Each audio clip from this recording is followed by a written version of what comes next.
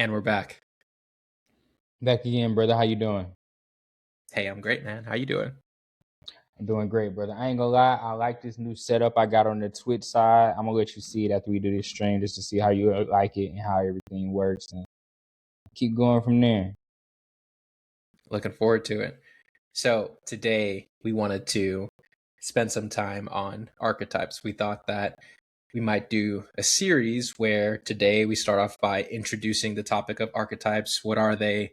Why are they important? How do they impact our daily lives? And then, depending on how we feel about this and if we get any feedback, perhaps we continue doing a series where we talk about specific archetypes.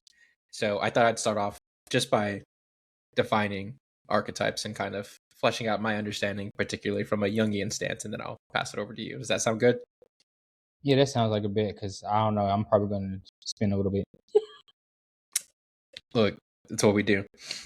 Okay, so what is an archetype? Like I mentioned, my understanding comes primarily from the work of the psychologist Carl Jung and some of his colleagues, such as Eric Neumann and Mircea Eliade, who was a historian of religious ideas. And one of the ways you can think of an archetype is as a primordial pattern of experience. Jung focused on distinguishing between an archetype as such and then an archetypal expression. And so what he meant by a pattern or a form is that it's the shape of experience. That's another way to think of it. If you imagine a river has a shape and then it has contents such as the rocks and the water and the animals that flow through it. The archetype itself is the form, it's the shape. And then there are multiple expressions and motifs and narrative themes and images and symbols that can fit through these multiple archetypes. He also referred to them as patterns of behavior, which is an interesting one. So for Jung, he didn't necessarily distinguish hard and fast between the mind and the body, or the biological aspect of humanity and the psychological aspect. He thought that they were interconnected and you could study them in different terms, but there isn't exactly an obvious line that divides them. So an archetype is a psychological phenomenon, but it's also something that's deeply embodied. And another way of thinking of it is human beings have a specific body, a specific physiology that makes us human beings and not other animals. Jung believed that the same thing was true with the psyche. And the same way that we have instinctual behaviors that have been evolved for us, with us as a species over time, we also have psychological equivalents of instincts, which he called archetypes. So I'll pause there to give you a moment. Yeah, and I feel like that's why I resonate with a lot of Jung's archetypes. Is I feel like we kind of got through it based off of this same kind of thought process for real.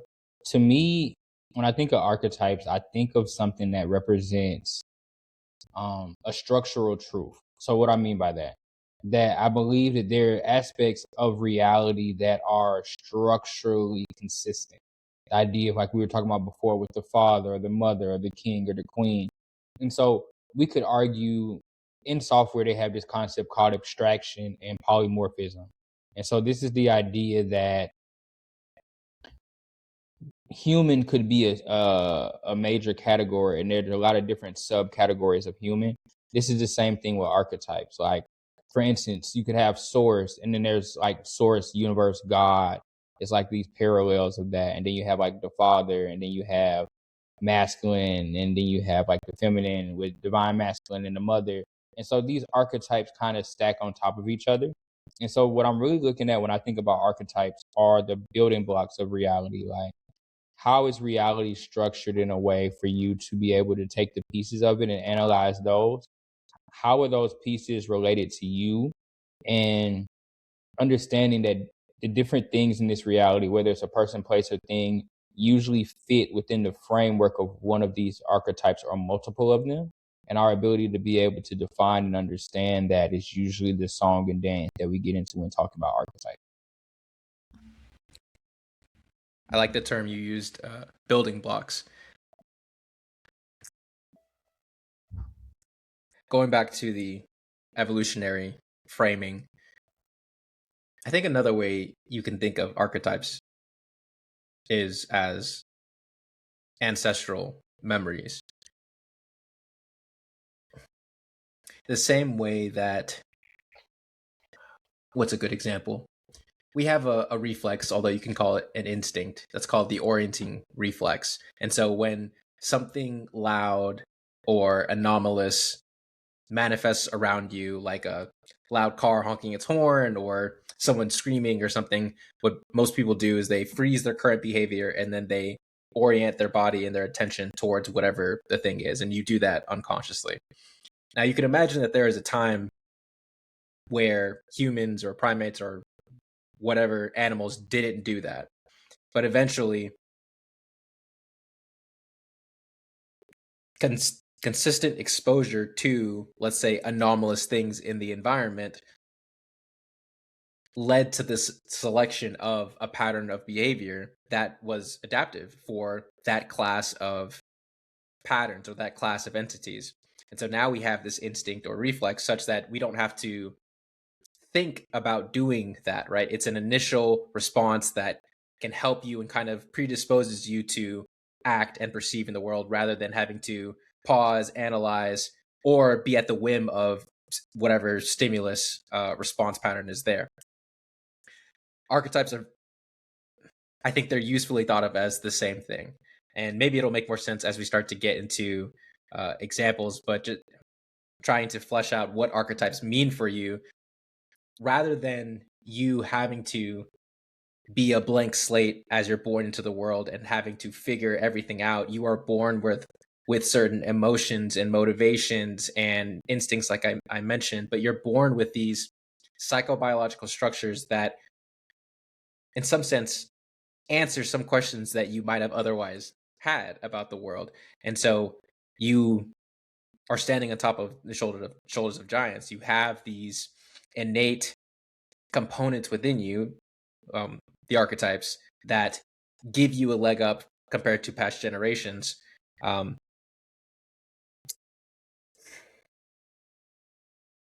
again, I mentioned a difference between the archetypes as such and the archetypal expressions. And so it's complicated because, according to Jung, we're all born with our unconscious elements. We're born primarily in unconscious, and then eventually our consciousness develops. But you also, as you are being raised in your culture, are being exposed to narratives, and many of the most profound narratives are also imaginative products of the collective unconscious that also contain archetypes. So it's a little complicated, but maybe you can help me clean that up a little bit. Yeah, and I think that was what I was kind of wanting to get into is like, so for me, I'm gonna tell you when I really got into thinking about archetypes. It first happened to me in a trip. And the question that came to me in my trip was, how do you define the things that were given to you, like you said, from the shoulders of the giants you stand on? Is it just simply the structure that's under you, or is it something that's embedded within you? How does science answer this? Science answers this by epigenetics. Epigenetics explains that there are aspects of the habits of your ancestors that are ingrained within you. How do I notice it? You ever notice the mannerisms on a child and how they're the exact mannerisms of one or both of the parents? That's epigenetic. It's not something that they're consciously doing. They're sharing how that person reacts to the world via genetic transfer. You see what I'm saying? And so when you look at things like that, you begin to realize that, okay, there's some type of code in this. And I like the point that you ended on because it brings it back to it being more than just epigenetic. This code can be put into stories, can put into phrases and quotes. So when something archetypical is experienced or seen, it usually correlates with some type of new knowledge, some type of new experience, or some type of remembering of how the world works. It's almost like you see something that makes you understand things in a way that gives you more comfort. because it gives you that piece of truth. There's this quote by this psychotherapist named Carl Rogers, and he said, "That which is most personal is also most general." And that reminds me of something that Carl Jung said about archetypes. Jung believed that the archetypes shaped a large proportion of how we perceive the world, because a large proportion of how we see the world is from the lens of a human being. And so there's this nature of what it is to be a part of the human species that colors everything that we do. And it's not the full picture, because there's also a personal element. And so you and I might, I don't know, see a snake and react in a similar vein or have a similar experience of it because we're both humans, but there's also an element of that perceptual experience that would be idiosyncratic, where maybe if you have contended with snakes more, you would perceive it slightly differently than I would. And so, again, going back to this idea that we aren't blank slates where there's information out in the world that gets imposed on us. That's half the story. Even from the way that your brain develops from birth, when you're born, much of your subcortex, your subcortical structures underneath your hemispheres, are essentially wired up. Like, yeah, those more emotional, motivational, deeper structures are pretty much ready to go. But what's not fully developed is your neocortex, and your neocortex is largely differentiated due to your experience. And so this seems to be, from an evolutionary standpoint, Mother Nature's answer for us as a species for contending with the world. It's like we come with a map that's not fully filled in, but we still have a map. And it's up to us, as we're being raised by our culture and our society, to develop a map that's better than our previous generation. I call that circling the square, right? So there's an aspect of, you can look at your astrology or your human design. Whether you look at your astrology and you're seeing which of the 12 zodiac signs that aren't embodied in your chart. So you're looking at an element or an archetype that that you don't have initially, or you look at your human design and you see what gates are closed on your human design chart. These both show you the things that you don't have initially. Like, it's impossible for every human to have every quality, because it then would be God. So we come partially loaded. And the idea here is for us to learn how to fill in the other areas. And most of the time, the other areas that you need to fill in have to do with some type of epigenetic habit that your family hasn't figured out yet. And so the idea here, or my belief, is that families that have figured out how to circle the square for the different situations that appear in their family and epigenetic line, like how do you best combat the traits that are negative in your bloodline? Those people that are able to find those out and pass them down in a way that's palatable for the family are usually the more successful family, because they've learned how to adjust to what they're born into the world with. And the people that don't know how to do that usually feel as though that the environment is what determines their term. And I'm starting to believe more and more that there's something more at play. You could argue whether or not you believe in God or the order of the universe, all of that, but I do believe that there's something in play. There's a system in play, and there's generations of, like you said, we stand on the shoulder of giants. We have the tools to know how this system works and how to navigate it, and then how to balance it as well.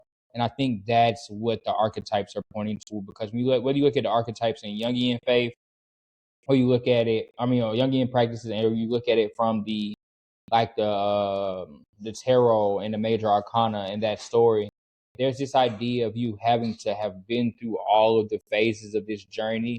Even a hero's journey, you have to go through all of these phases and then get back to the beginning before you see the value of what's really being taught in this game. Right. And so Jung would call that a circumambulation, right? moving around in a circle, but you could also think of it as an upward spiral, like you said, right? Where you're continuously exploring different aspects of the unknown world and different aspects of your unknown personality.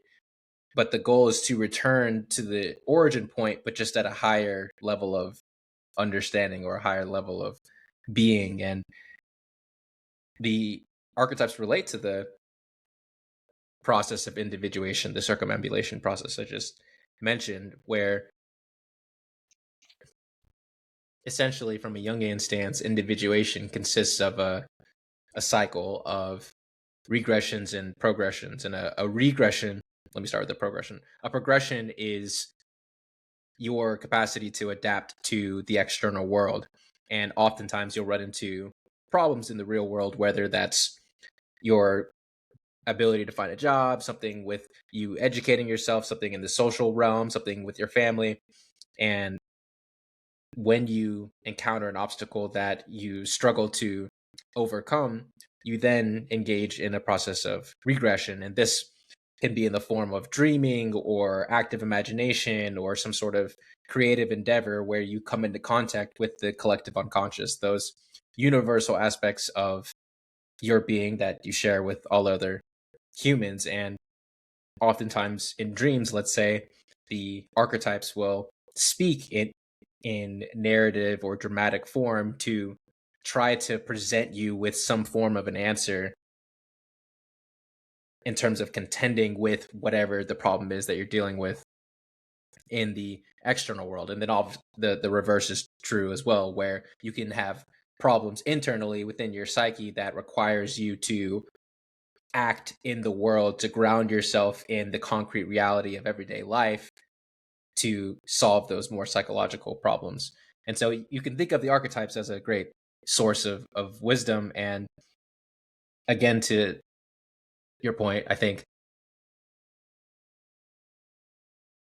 I believe many societies, perhaps all human beings, have an instinct for archetypes, which is why I think we tell stories. And that's why I think we have created rituals and symbols and images. It's an attempt to make explicit the forces of those primordial archetypes. And the benefit of doing that is that you don't have to recreate the map every single time. It's you can imagine if you were a hunter gatherer, that if you're trying to learn how to be a better hunter, or if you're trying to, obviously this is happening unconsciously, but if you're trying to promote the spirit of a good hunter to the rest of your society and also to your children, one of the ways of learning is through direct experience, but that's risky because if you make a mistake as you're learning to be a good hunter, you might die. And so one of the ways we can speed up the process of learning how to be a good hunter is by telling stories about what it is to be a good hunter.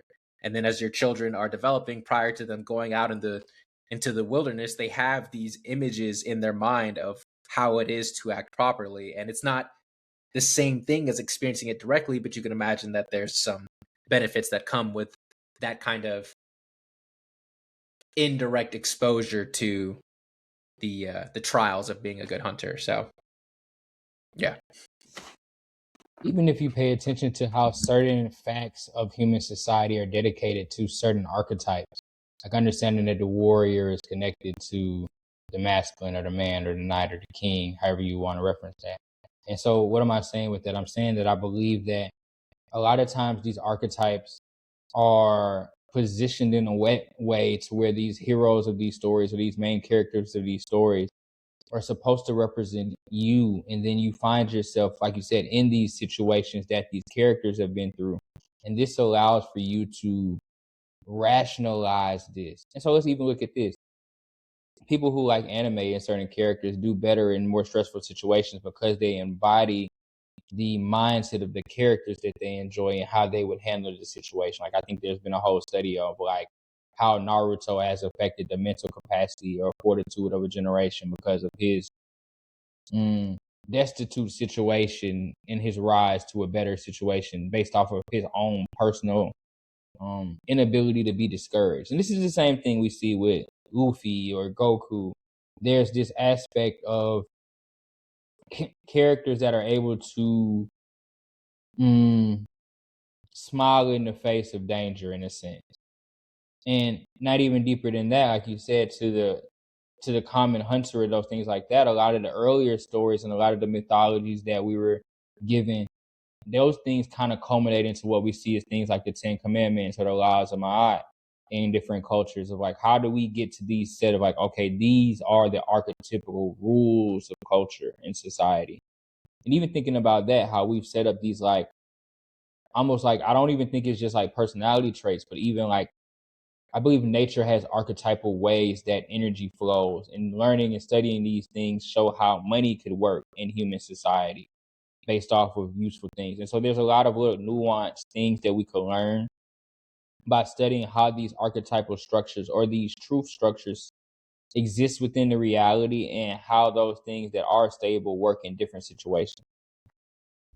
Let's get into some examples then of archetypal expressions before shifting into perhaps more contemporary or daily instances of the utility of archetypes. And what I wanted to focus on today is the archetype of the father.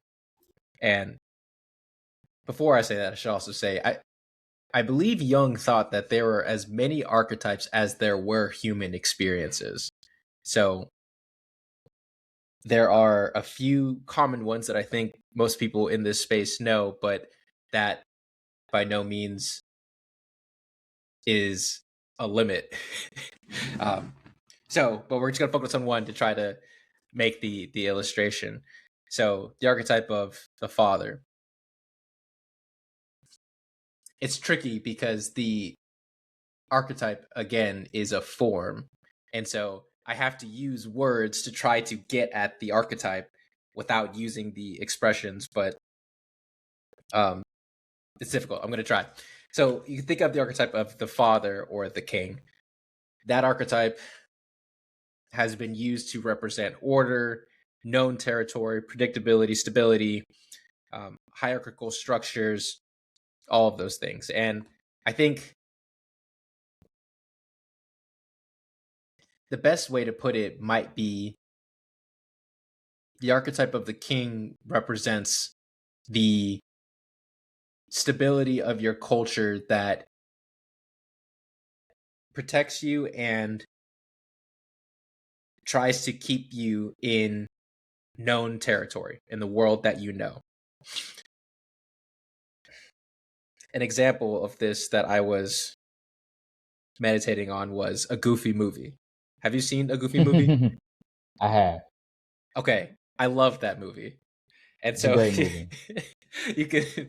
we can use many Disney movies and also many anime. Maybe we'll do that to kind of show how there are different expressions of the same archetype. There are different motifs of the same archetypal form. But Goofy in this movie is the king. He's the father. He is the maintainer of tradition, and he is trying to protect his son Max, who's a typical rebellious teenager trying to find his way in the world. And what you see in the initial parts of the movie is that Goofy's actually kind of blind. He's kind of focused on his own knowledge and his own traditional ideas. And there's this, I think it's the opening scene where Max is late for school and Goofy comes in and he's cleaning the room, and Max is trying to communicate to Goofy some problems he's having or some issues, and Goofy is just hearing none of it. And so it's comical and it makes sense for children. It's so funny. And at the same time, it's an expression of one aspect of the archetype, of a pattern of the archetype, which is the king often, the king who represents tradition also represents the knowledge of the past. And because he represents the knowledge of the past, it's often difficult for him to pay attention to the here and now or be on the lookout for what's coming in the future. I'm going to pause there to see if you have any thoughts on that. Yeah, I mean, so I like the way you're taking this, because that's a great example, because the part that people fail to realize about a lot of these archetypes is with everything else, they have an in and out of balance state, right? And so I like the Goofy movie because it gives a good example of what the king looks like you said, when it's out of balance and when it's disconnected to the present, and then what it looks like once it snaps back into the present and is able to actually serve the community and the people that they need to and be the role model that they need to more specifically. And so what I want to talk about with the archetypes as we get into the king thing is looking at position and shifting of these archetypes. So like realizing that, like for instance, with the king represents a lot of different things. So it represents the father, and that's a great example of it and how it works. And it also represents this idea of the protection or insemination or the direction of energy. And so like, why is the father important? Because the father usually gives you your direction. He usually sets the path for you. And so the Goofy movie in that example is good because I feel like a lot of that movie is about Goofy reminding Max of his value and then remembering also how to value him in the midst of that in a way that he can be seen and be felt. And so I think that's interesting. I'll let you go from there, and I'll let you finish the build, and then we'll. Appreciate it. Yeah. Okay. So I'll finish the story, and then we can spend some time there. And so right. Like all archetypes, the archetype of the king has positive and negative elements. You have the wise king, and then you also have the evil tyrant. Well, why is that the case? Because in order for something to be ordered and stable, it has to have some level of consistency, and that's the direct opposite of change. And in order for things to be stable and for you to be protected, there can't be any change and there can't be anything new happening. And so there's the pro and con of that, right? Like in our own lives, we enjoy when things are stable. We like it when our friends are stable. We like it when our job is stable. We like it that when we go to drive our car to work, nothing weird happens with our car. But at the same time, if nothing new happens, then you can't learn. And so you have the wise king, right, who protects you. But if that order becomes too orderly, then nothing can be creative or innovative because nothing new can happen. And so we'll see this, I think, throughout the movie. And so you already have this sense that Goofy is protecting Max. He's coming in, he's cleaning his room, he's preparing his lunch, getting him ready, he's protecting him. And as the movie progresses, we see Max get into trouble at school because he encounters the divine feminine that makes him self-conscious in Roxanne. But we're gonna put her to the side for a second. And Goofy gets a call that Max is in trouble at school. And so what does Goofy do? Well, he does what his dad did for him. He takes him on a vacation, takes him on a journey because he thinks that that's what will solve the problem. And Max actually doesn't want to go on the vacation, but here you see the kind of more tyrannical element coming in where Goofy actually, I think, guilt trips Max into going, but he forces him to go, basically. We keep going. They go on an adventure. Max is not liking the journey at all, and Goofy, for the most part, fails to see that, again, and something indicative of his lack of attention to the here and now and also to the future. And then there's one scene where Goofy teaches Max the perfect cast. It's this elaborate fishing technique that was passed down from generations. And so here you have the king passing on knowledge to the hero or the son. That's what we go through as we developed. We are immersed in our tradition and we're learning, what did everyone do before I was here? What is my history? What is our culture? And so that's another archetypal expression. And to kind of skip around to close off this part of the rant,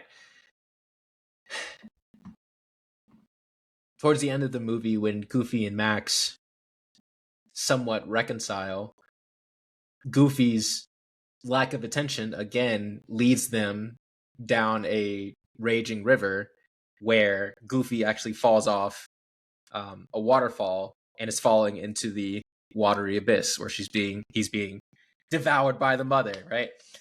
And what Max does is he uses the perfect cast to rescue his father from the watery abyss, and then there's some more that happens after the movie. But that's like one climax of the movie, right? Where the hero uses the knowledge given to him from the king to rescue the king. And now they're united in a new mode of being where they are properly balancing each other out. So I love that movie. Definitely. And I think what's important about that is another point that you brought up earlier is the idea of being able to progress and regress through these archetypes. So what you realize about the Mad King is that the Mad King is someone that's not willing to shift archetype, you know? And so there's this aspect of whether it's comfort, whether it's a choice that like you said, in order to be ordered, in order to be orderly, you have to get stuck in, you have to be systematic. Eventually these systems become so stagnant that they're no longer fitting in the position that you're in. And so it requires you to shift the archetypes into another one. And the resistance of that shift is usually what most people consider suffering in life.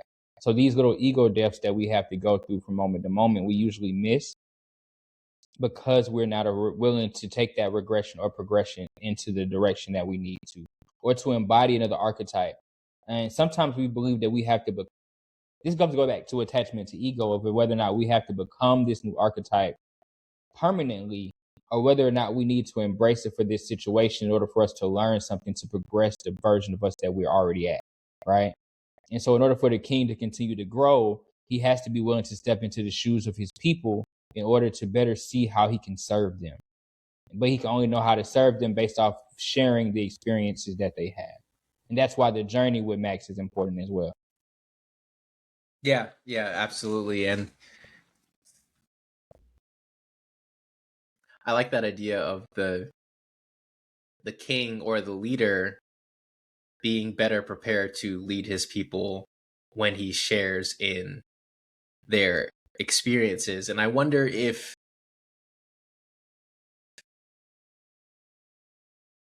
part of what was going through my mind was the separation of the hero and the king. Even on the hero's journey, right? You can imagine that the king is the old wise man that the hero meets along his journey. And I wonder if, how do I say this? So when I was in the Marine Corps, I was a logistics officer, and I had Marines underneath me, enlisted personnel that were really doing the grunt work to take care of the infantrymen and help us accomplish the mission. And so this is something I've always wrestled with. Part of me as a leader thought that I had to be there turning wrenches, resupplying vehicles, counting bullets, doing all the logistical things that my Marines, my subordinates, were supposed to do, so that way I could show them, I'm part of the team, I'm here, I can get down and dirty with you guys. And there's some truth to that. But the other side of it is that wasn't my place, right? I was supposed to support them by keeping the higher leaders off their back, right? Or from deconflicting with other units. Like my role was to serve as a higher order regulator of all of these other things that I just didn't want my Marines to have to care about. I don't want them to have to care about whether or not communications are going back to their family. Like, I don't want them to have to care about whether or not their gear is going to make it to them on time. Like, these are things that I want to already be taken care of for them, in a sense, to protect them from, so that way they can focus on their job. And so that's what you just said made me think about it, where yes, as a leader, you do need that experience of the people that you are leading, and then you also need to reassert yourself in your proper position. But perhaps, like we're saying, there's a dynamic that occurs, really, and as long as you're getting a little bit of both, then things can operate optimally. I think what's important about this becomes a positioning conversation, because you have to realize that in this archetype, well, at least in my idea, the king is under source. You see, so the king still reports to something. Even when you look at a lot of old cultures, what they say, well, the king is the one that is divine, that is destined by God to lead, and so he's the one that usually the king or the leader of most groups was someone that was considered divinely ordered, which means that God spoke to them directly to give them the decrees that they gave over the community of the world. So the idea here is that the same way you're protecting your people from the higher ups in the military, the king is protecting his people from the retributions of God. That was the logic here. So in that facility and in that mindset, you realize that you're setting yourself up for this idea of, like you said, protecting and providing. So you're protecting them from the problems they didn't know that they could walk into, and you're providing them space for them to learn how to properly operate and understand these things. And as you find the people in that group that are in that protected group that can handle more, you give them more responsibility as such. Part of what irritated me as I started reading about these archetypes in Jungian psychology, while also watching what was going on in our culture, was the misunderstanding of the archetype of the king and the what happened. And it's so interesting to try to bring all of these things together, because there are these surface level expressions that occur Hashtag that what's a real nigga. that that most people operate at, but there's also this deep unconscious set of dynamics going on. But anyway, for the past five or so years that I've been paying attention, or trying to pay attention to what's going on in our culture, there has been this insistence that America, the West, is nothing but a patriarchal, oppressive, tyrannical state. And you see that in terms of racial dynamics. You see that in terms of, the relationships between men and women, the notion of religion as such, as a traditional institution. What seems to have happened is that anywhere, let's say, order was attempted to have been asserted, that immediately got understood in terms of tyrannical oppression.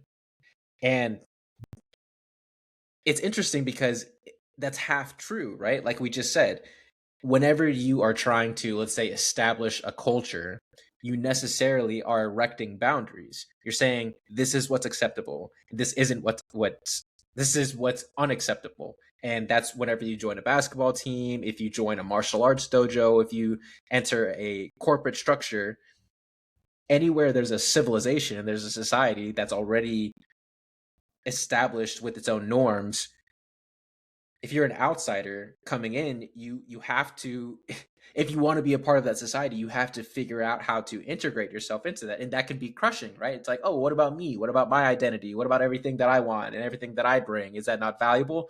And the real question is, or the real answer is, it depends. It has to be a dialogue. The culture, yes, the culture is a hierarchical structure, but it's also dynamic, just the same way businesses are dynamic. Home Depot today is not the same Home Depot it was decades ago. Same thing with Amazon, same thing with Walmart. And the successful companies, just like a successful culture, is one that transforms, but it can't transform randomly for no reason. Which also means that it can't just dissolve its borders to allow anyone in based on arbitrary means. And so even though a culture transforms, the rate at which it transforms can still be seen as oppressive and tyrannical, because it's not changing fast enough to allow some group in. But man, that's yeah, go for it. I am a part of the group that thinks it's stupid how long it takes for change to happen. I want to fight. I actually got beef with half of society because we can't sit down like civilized people and have a conversation where everybody says something civilized about what they want and what they don't want, and we take count of it. Why? Because halfway through the line, somebody's going to have to yell, fuck that! That's not right! You're an evil demon! And it's just like, bro, and everybody just have an opinion and say their opinion, and we take tally and move on. There's no impossible for all 8 million people in human society to have an opinion. We're just not. We're not going to be allowed to. And so how do we refine this system into something that works for everyone? Well, there has to be some type of archetypical truth. And I think that's kind of what I look at with Players Collective, and what I'm trying to build is how do we strip away the ego from these archetypes? And then how do we use them as building blocks in our ideas in a way that allows us to build something that does resonate with everyone without stepping on any toes? Because what you realize is the part that steps on people's toes is the personal part that's put onto the archetype. Like, if you look at just the bare archetype, like if you go look at the tree of life from the Kabbalah and look at all the Sephiroth and what principles are there and what elements are there, without adding any interpretation to it, you have the building blocks you need. The problem is taking those building blocks and putting them together in a way that's fills in the gaps. Like I think what we're looking at, we look at a lot of metaphysics, even look at psychology or sociology, we have glanced over the issues, but we haven't been able to figure out how to properly fill in the gaps and which parts are trash and which parts aren't. So I think as we're refining these archetypes, even when we look at what Carl Jung has done, Carl Jung is just the one that got closest to having a complete set. You know what I'm saying? Like, and so with that set though, I believe there's a potential to rebuild. Like even if you look at, so there are systems, I believe I got it right. I believe the 12 disciples, I believe the 12 zodiac, I believe the Jungian's archetypes, I believe in the Holy Trinity. I believe if you look at the Hindu gods or you look at the Buddhist gods set up and all the archetypes that are there and all the pieces that are there, you get a full system. Why? Because all of these systems have lived for thousands and thousands of years. There has to be something there. I believe Carl Jung's archetypes and the way we understand them will live for a long time. Why? Because he happened to figure out something that everybody else was already saying. And so it's just going to take us a long time to find the person that can say the same thing that everybody's saying in a way that everybody agrees on. Yeah. Like we've said before, we need a shared story. We need a shared story that we can all unify under, and that is the root of a lot of our cultural and even political discussions. If you pay attention to what's going on in Europe and in, let's say, UK specifically, with the clashing of, let's say, the English culture and then the Islamic cultures, those, you can think of those as two different stories. And the question that they're trying to work out explicitly and implicitly, individually and collectively, is how do we mesh these two stories together? If we mesh these two stories together, you have some people that say, no, these stories are mutually incompatible. And here's something else to think about. Let me finish this one thing. Carl Jung had his most famous student. His name was Erich Neumann. He was an Israeli analytical psychologist, and he has a great book, The Origins and History of Consciousness, which details not only the psychological evolution of consciousness, but also the historic development of, let's say, the archetype of the hero over thousands of years. And he saw those two things as the same thing, which is really cool. And so this is how he viewed the psyche, and also how he viewed how we evolved. First, human beings were nothing but nothing but instincts, which you could also say is nothing but archetypes, right? Again, Jung believed that an archetype is a psychological equivalent of an instinct. And so if you think about a baby when they're first born, seems pretty similar, right? Purely instinctual, purely like I need this, I want that, like cry, fear, hunger. There's like they're purely, this is a kind of crude way of thinking about it, but they're instinctually driven, right? The thing is, human beings, it seems, have figured out that over tens of thousands of years, when our instincts come into conflict, it's helpful to have some ability to reconcile these two instincts. And so if I have an instinct to, kill my peer because they made me mad or something, but I can kind of pause that because I also have this instinct to cooperate with them because we can both take down a moose together in the future, like that ability to kind of pause and delay gratification and to analyze seems to have developed another layer of the psyche, which you could think of as emotions. And so I really like this. I really like Neumann's work. He says you have instincts, right? And then emotions are regulators of instincts, which is really cool. But guess what? Your emotions also conflict. They also conflict. So you need another layer. And that's what consciousness is. Consciousness is your rational ability to mediate between emotional conflicts. And then you could add on the last layer of saying, well, all of that has to be integrated in society. And so then you have, I don't know, you could say you have the persona, but whatever, right? Why am I bringing this up? I think that in some way is an answer to what we were hinting at with society, right? We have all of these archetypes, all of these instincts and narratives around, and when there's no conflict between the narratives, between the instincts, things are fine, right? People can live out their stories, it's all good. But when there is a conflict, there has to be something that's higher that unifies them, where the two instincts or the two archetypes are like, okay, all right, well, we'll listen to whatever this higher order thing says. And I think that's essentially how we came to monotheism, is we said that there has to be one thing at the top that mediates all of the conflicts between these lower order things, which again you could read as one shared meta narrative that we all adhere to. Okay. Yeah, and so that goes back to literally. So first of all, I would need to go read that book because that book sounds interesting as shit. Second of all, is the concept of like looking at it from this way. Okay, so at the beginning of the example you gave the English, the UK, and the Iranian culture and how they can't see eye to eye because of certain things. The things that they can't see eye to eye on are their lies. Someone is protecting a lie to save their ego. That's usually the situation that's going on there. Now let's go to the back end of what you were saying here. What unifies it? What is this connecting principle? If you look at every culture, we've already established that this connecting principle is love, but a certain kind of love. You see what I'm saying? This is why we get the conversation that God is love. The unifying principle is love itself. You see what I'm saying?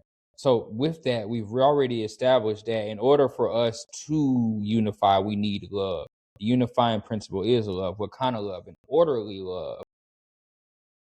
Because God is considered masculine. God is considered an unifying principle. He's considered an ordering principle. So it has to be an ordering kind of love. And so this is double faceted though, because it has to be ordering, but then they also have the concept of an agape love or an unconditional love. And so what is this unconditional love saying with this orderly love? One, you need both. You need to order love unconditionally, I guess is the way to word that. Because you need order to the system. We need to understand how things work and what's there. But you also need to have unconditional love to realize that the system is still growing and functioning and a living thing that doesn't immediately respond the way that it needs to. It's self-learning, self-healing, and self-actuating.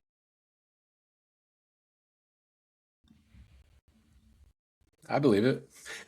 I mean, it sounds reasonable to me, but I think in reality, part of what happens is that people get too attached to their beliefs. And I need to meditate more on what you said. I'm not sure if I fully agree with it, but I want to make sure I understand it. You said that the differences, let's say, that cultures argue over in between cultures are lies, which is very interesting, right? There's this statistical technique in psychometrics for essentially figuring out what's true, although we'd say figuring out what's valid. And it's called the multi-method, multi-trait construct validation technique. And to put it simply, what you do is you hypothesize that a pattern exists and you try to measure it from many independent ways of measuring it. And if they all converge on the same thing, then you increase the probability that the pattern that you hypothesized is valid, which is what you and I do all the time, right? When we talk about, let's say, the archetype, we're doing it with the archetype, right? When we talk about the king and we realize that, well, Christ is a king, but Buddha is also a king and Goofy's a king. It's like, to some degree, these are all independent psychological assertions of the same phenomenon, but many of them, to some degree,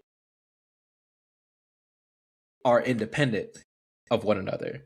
You know, I'm sure Mesopotamia influenced Egypt, who influenced the Old Testament authors, but still, you know, and then if you want to go bring in Eastern religions, I'm sure there's also the same pattern that manifests there. And so the question, though, if is it like, are they lies just because, let's say, Islam says X and the Bible, well, Christianity says Y? Like, are those lies? I think that's something I have to sit with a little bit more. I think it's interesting, though. Let me build on it then.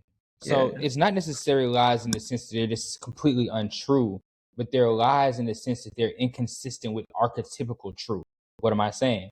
I'm saying that societies and cultures that are built on archetypical truth have certain parts that are necessary in order for it to be a stable civilization or a stable culture. Civilizations that last longer have a better idea of adopting these parts. Civilizations that bicker with other civilizations aren't whole on their own element because they're usually trying to pull something from somewhere else. So a lot of times what you say, the same way you see a person projecting on someone else when they're emotionally unstable, a culture can project their insecurities on another nation that fills in the gap. So we're all mirroring each other here. So a lot of times what you see, whether it's conversations, persons, countries, spaces, even in nature, you see that these environments begin to pick at each other when their inability to heal themselves. And this picking at each other creates the experience necessary for one group or the other to grow. Sometimes both are destroyed, sometimes they come together. This is nature doing its dance naturally. You see what I'm saying? And so what I'm more so saying is that it's not that one side is more wrong than the other. It's that one side or both sides have picked up principles that are out of alignment with truth that cause them to see folly in others. So what do most cultures do? Most cultures say that, hey, we're the chosen people. That immediately starts a fight. Because what makes your culture better than anybody else's culture? I honestly think that we should at least start with human first so we can figure out what's going on. If it is some cursed people around here, calling everybody cursed that's not your people ain't helping shit. Because everybody's not going to align with your ideas. You know what I'm saying? Yeah. This might be a little side tangent, and I might be just venting some personal stuff here, but one of the things I have been wrestling with is essentially the problem of the king, right? So for our listeners, you can imagine that any belief system, like a culture, like a tradition, is a representation of the archetypal king. It's an ordered structure, right? If you believe that the chair that you're sitting on will maintain your weight, that's an ordered knowledge structure that influences how you act and how you perceive the world. And it's also protecting you because you don't have to worry about that. That belief enables you to not have to constantly pay attention to your chair. right? So these beliefs enable us to render most of the world that we could experience irrelevant. And so we don't care about it. And then we can pay attention to other things. So you can think of a belief system as an ordered structure, a masculine structure. And I'm struggling to differentiate between the tyrannical elements and the more protective and stabilizing elements of Christianity, but I would say religion as a whole. I've had conversations recently with Christians where some of them assert an absolute knowledge of everything, right? Like, because of their belief in God and in Christ, they, like you said, absolutely know that they are the chosen people. And they also absolutely know that the world is going to end in 20 years. And they absolutely know that the Jews are wrong and that the Muslims are wrong. And part of me understands and says, like, look, I get it. You need unwavering faith in your belief. I get it. That's part of the ordered structure, right? That's part of what it is. But I'm working out, I'm trying to like characterize where I feel like it goes a little too far, where it's like, I have confidence in my belief, therefore you are absolutely wrong. And that's kind of where I'm like, is that a logical conclusion? Like, is that actually what comes next? Is it possible for us to all have 100% confidence in our own beliefs and then not get into conflicts with one another? Or is it kind of like you said, unless we've done that shadow work, we project our insecurities and our vulnerabilities onto other people and so onto other groups, and therefore kind of alleviating ourselves of having to do that necessary psychological work that maybe in some instances the belief system wrongly or inappropriately protects you against. I call it spiritual, but what they call it spiritual bypass. It's the idea that you can have a belief and a knowledge that keeps you from doing the work, right? So if you associate yourself, for instance, I say this all the time. I think it's just kind of wild to me that people believe that, hey, I'm going to say that I love Jesus Christ. I'm going to get baptized and I'm going to do communion. And I'm going to spend the rest of my life as a shit person that believes they're better only because I do those three things. Not because I'm actually doing anything else that comes with the religion that I now am better than everybody else and guaranteed a ticket to heaven. It's just a bit of delusion. But we have to realize that all things come in and out of balance. So in order for a structuring, so let me look at it. Let's explain it this way. Love is the ordering principle that I'm agreeing on, right? If we say love is the ordering principle, all the religions are just classes about love, right? And just because you go to a class about something doesn't mean you know the real thing. And so this is the whole concept of religion, is that some people get more attached to the class. It's like some people that have a degree in something, they only know how to do what they were taught in school. They haven't really went out and experienced what it means to work in the field yet. So they feel entitled to this opinion without really understanding how the system works. I think this is how religion works. People come to religion seeking safety, they get comfort, and then once they have that comfort, they don't always do the work on the back end to really understand where that practice leads. It's been something that I'm big on lately now because I feel like a lot of religious people, me and my dad call it being religious over building relationship. Like, you should have a relationship with God. What does that mean? You should have a relationship with love. And if you have a relationship with love, you don't really need a religion. Religion is practicing love. Once you've practiced love, you have to embody it. So at some point in your religious practice, you should have an experience that teaches you how to embody love. And somebody that embodies love wouldn't put themselves above someone else. So what you really realize that a lot of people that you see doing that haven't really finished their walk in the practice that they're on. And that's why they act in that way. And so we have to be accountable for the journey that we're going on in the midst of that. We haven't come up with a practice that instantly shifts someone from where they're at to being a good person. They have to still do the work no matter how we build the practice out. I kind of want to steer us to a close here. I got one question for you. What's an anime character that you believe best represents the archetype of the king? Ooh. Hmm. Mm. I'm gonna tell you why that's hard. Because the character I want to say hasn't got there yet. But I want to say Luffy. I would say Luffy, and then I'm gonna give an honorable mention to Goku. And a lot of people think Goku is a horrible king, but I think he's a great one because he fights his own battles. He understands the strengths and weaknesses of his people, and he understands what it takes and the responsibility that it takes to carry the weight of the world. But if we want to get a little bit more specific, I actually, it's hard because there's a lot of characters I'm thinking of. I'm gonna go Luffy one. I'm gonna go Goku second, and I'm gonna go.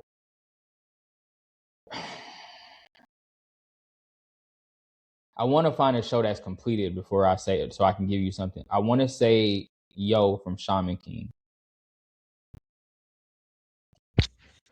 That's a throwback, bro. That's a that's a good Bro, one. Shaman King was great. Shaman King is one of them shows that when it got to the end, and I'm like, no,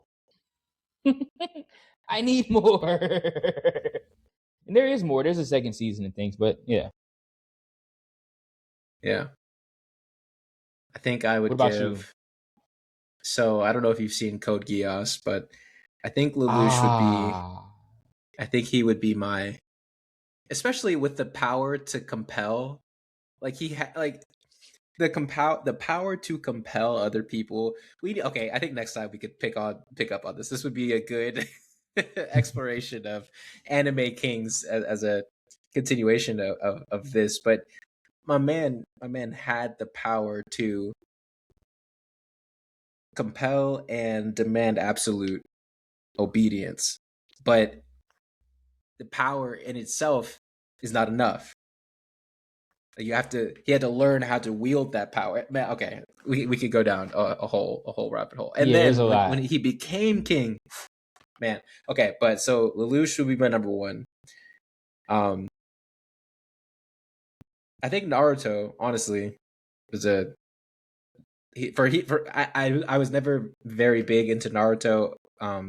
But I watched maybe like the first 50 episodes and then would just watch the fight scenes and like listen to discussions about it to kind of get a feel for the story. But from my understanding of the story, Naruto seems like a pretty solid king. Haven't watched too much of Boruto, but I'd be curious. I think if I remember correctly, I think you watched a little bit of it. I wonder if my understanding is that there's some contention from the fan base about Boruto, and I wonder if it's because the story gets it archetypally wrong. I wonder.